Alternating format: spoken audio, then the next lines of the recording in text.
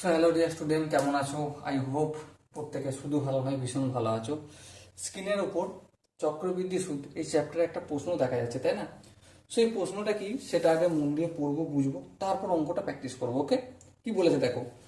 বলেছে যে 56,000 জনসংখ্যা বিশিষ্ট একটি শহরে জন্মহার 18% এবং মৃত্যুহার 8%। 4 বছরে শহরের জনসংখ্যা কত হবে? দেখো, জন্মহার কত? 18%। মৃত্যু হার কত? 8%। তাহলে বৃদ্ধি কত? বৃদ্ধি হার কত? 10%। দুটো বিয়োগ করলে পেয়ে গেলাম। এবারে জনসংখ্যার টোটাল বৃদ্ধি কত পাবে, মানে সুদ আর আসল কত হচ্ছে, তাই না?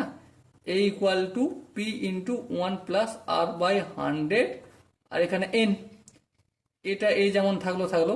পি মানে মূল জনসংখ্যা কত, প্রিন্সিপাল 56,000, ইন্টু 1 প্লাস আর এর জায়গায় কত লিখবো, 10/100, আর এখানে 4 বছর পর 4 লিখবো। এই শূন্য কাটবে। সো আলটিমেট কি পেলাম, 56,000 ইন্টু 1 আছে প্লাস 1/10, তাহলে এটা যোগ করলে কি হবে, 11/10। পাওয়ার 4 আছে তো, একবার আমি লিখলাম পাওয়ার 4টা। এবার দেখো, 56,000 ইন্টু 11 ইন্টু 11 ইন্টু 11 ইন্টু 11, 4 বার। আর 10টাও নিচে 4 বার গুণ হবে। একটা দুটো তিনটে শূন্য, আর এখানে একটা দুটো তিনটে শূন্য। সো আলটিমেট কি পেলাম, 56 ইন্টু 11, 11কে 11 দিয়ে গুণ করলে 121, ইন্টু এই 11কে 11 দিয়ে গুণ করলে 121, আর নিচে 10। সো আলটিমেট এটা যদি গুণটুন করি কত পাবো, গুণটুন করলে পাবো 81,989.6, তাই তো?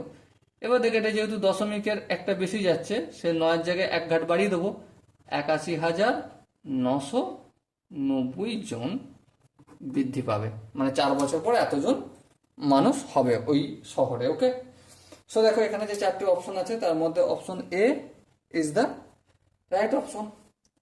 আই হোপ এই কোশ্চেনটা সলিউশন করতে বা আনসার খুঁজে বের করতে খুব একটা প্রবলেম হয়নি।